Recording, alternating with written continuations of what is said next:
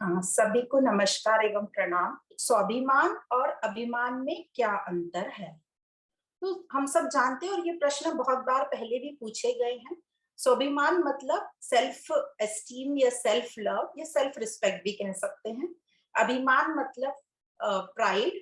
और एक और आता है शब्द अभिमान से भी आगे, अहंकार मतलब ईगो। तो स्वाभिमान और अभिमान ये जो दोनों हैं, ये मन की उत्पत्ति है हमारी। तो सबसे पहले तो हम समझेंगे स्वाभिमान क्या है। स्वाभिमान बना है दो शब्दों से, स्वभाव और मान से। मतलब अपने स्वभाव का मान रखना या स्वयं का सम्मान करना, सेल्फ लव जिसको कहते हैं, सेल्फ एस्टीम कहते हैं।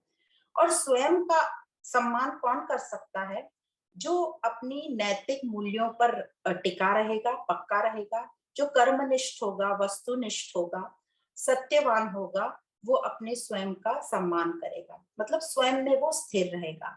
तो जो स्वाभिमानी है वह दूसरों से किसी भी प्रकार का मान मिलने की आशा नहीं रखते, क्योंकि वह स्वयं ही अपनी नजर में माननीय है, वो स्वयं में स्थिर हैं। तो उनको संतुष्टि लेने के लिए या सुखी होने के लिए दूसरों को कहने की जरूरत नहीं है, दूसरों को मान देने की जरूरत नहीं है। पर वह ये ध्यान भी रखते हैं कि वह अपमानित नहीं हो। मतलब कभी भी वे ऐसा काम नहीं करते जिससे उनका अपमान हो या उनकी तरफ कोई उंगली उठाए। मतलब वे अपने नैतिक मूल्यों पर और कर्तव्य पालन में पक्के रहते हैं। तो जो स्वाभिमानी व्यक्ति होते हैं, वे अंदर से अपना अस्तित्व बनाए रखते हैं। और यह जो गुण है स्वाभिमान, कहते हैं श्रेष्ठ गुण है। स्वाभिमान जो गुण है वो अपने आप में संतुष्टि देता है, शांति देता है, ताकत देता है, आत्मनिर्भरता या सेल्फ कॉन्फिडेंस देता है, सेल्फ रिस्पेक्ट देता है। और जो स्वाभिमानी व्यक्ति होता है, वह जो कहता है वही करता है, और जो वो करता है वही कहता है। तो इसी के आप विपरीत देख लेंगे अभिमानी। अब जो अभिमानी होते हैं या अहंकारी, तो कई लोगों ने अभिमान और अहंकार को भी अलग करके बताया है। अभिमान जो है अहंकार की थोड़ी लोअर डिग्री है, और अहंकार जो है अभिमान की और ज्यादा एक्सट्रीम डिग्री है। तो जो अहंकारी है वो दूसरों को से मान की बड़ी उम्मीद रखते हैं, और मान न मिलने पर क्रोधित हो जाते हैं। उनकी प्रबल इच्छा है कि दूसरे हमें मान दें। तो जैसे आपने कई बार देखा होगा कि कोई फंक्शन होता है, कोई गेस्ट होते हैं, उनका सम्मान ठीक से नहीं किया गया तो वो क्रोधित हो जाते हैं, दुखी हो जाते हैं, क्योंकि उनको ठीक प्रकार से मान नहीं मिला, विचलित रहते हैं। और मान कई बार मिल भी जाता है, पर वो यदि अपने मान से पूरी तरह सेटिस्फाइड नहीं रहते तो और दुखी और विचलित हो जाते हैं। तो इनको मान पाने की प्रबल इच्छा रहती है दूसरों से।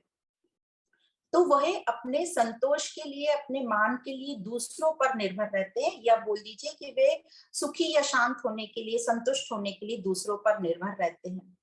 और इसलिए वे कई बार अपने आप को ऊंचा दिखाने के लिए नैतिक मूल्यों का उल्लंघन भी कर जाते हैं, क्योंकि उनको बाहर अपने अस्तित्व को बनाए रखने के लिए कुछ ऐसे कार्य वो कर बैठते हैं, और फिर विचलित रहते हैं, दुखी रहते हैं।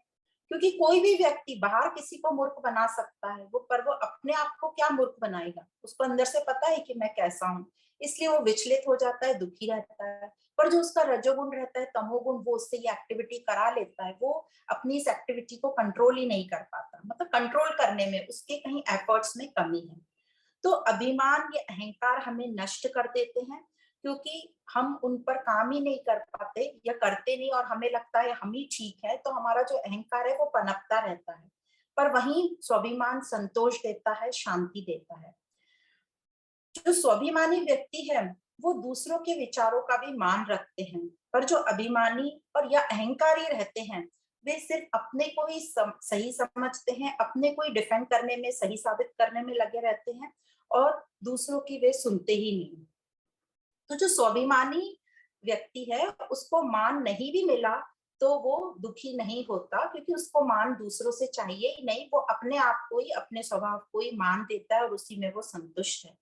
पर अभिमानी को मान नहीं मिला तो वो थोड़ा दुखी होता है, पर जो अहंकारी है उसको मान नहीं मिला तो वो बड़ा ही दुखी होता है, पक्का ही वो बहुत दुख होगा, पर मान मिल भी गया तो भी वो दुखी रहता है कि मुझे मेरा ठीक प्रकार से इंट्रोडक्शन नहीं किया, मेरा जो स्टेटस है उस प्रकार से मेरी व्यवस्था नहीं करी, इस प्रकार से अभिमानी व्यक्ति रहता है। तो यदि कोई कहे कि मैं यह काम अकेला कर लूंगा, मुझे किसी की जरूरत नहीं है, ये जरूरत नहीं पड़ेगी किसी के सपोर्ट की, तो यह हो गया स्वाभिमानी व्यक्ति। पर यदि कोई कहे कि मैंने यह अकेले किया है, मैंने किसी का भी सपोर्ट नहीं लिया है, तो यह भी ठीक है। ये जो पहले वाला था वो तो स्वाभिमानी, वो श्रेष्ठ गुण है। पर जो दूसरा है वो ये कह रहा है मैंने अकेले ने किया, मैंने किसी का सपोर्ट नहीं लिया, वो भी ठीक है। थोड़ा तो अभिमान झलक रहा है, ये भी स्वीकार कर सकते, इसको इतना बुरा नहीं माना जाता, तो इसको अभिमान की कैटेगरी में डाल देते हैं।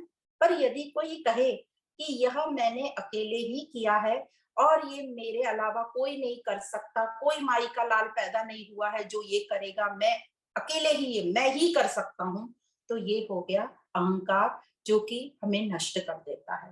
तो कहते हैं कि जो चीज बाहर झलक गई वो अभिमान है, अहंकार है, और जो अंदर ही रही वो स्वाभिमान है। तो इस प्रकार जो स्वाभिमानी है उसे श्रेष्ठ इंसान कहा जाता है। पर कहते हैं ना, हर पॉजिटिव के साथ नेगेटिव भी होता है। तो स्वाभिमानी गुण के साथ नेगेटिव या नकारात्मक चीज ये है कि यदि उनके व्यक्तित्व पे या उनके गुण पर किसी ने उंगली उठाई तो वो उन्हें सहन नहीं होता, और वो ताबड़तोड़ वहीं उनको जवाब दे देते हैं, और अपना जो भी उनको बोलना है वो वहीं बोल देते हैं, अंदर कुछ नहीं रखते। पर जो अभिमानी व्यक्ति है वो वहां भी बोलेगा, लोगों को हायर करेगा बदला लेने के लिए, और बरसों तक उनके अगेंस्ट अपने भाव रखेगा, नेगेटिविटी रखेगा। तो जो स्वाभिमानी नहीं है उसको कहते हैं साधारण व्यक्ति या अभिमान बोलते हैं, वो भी ठीक है।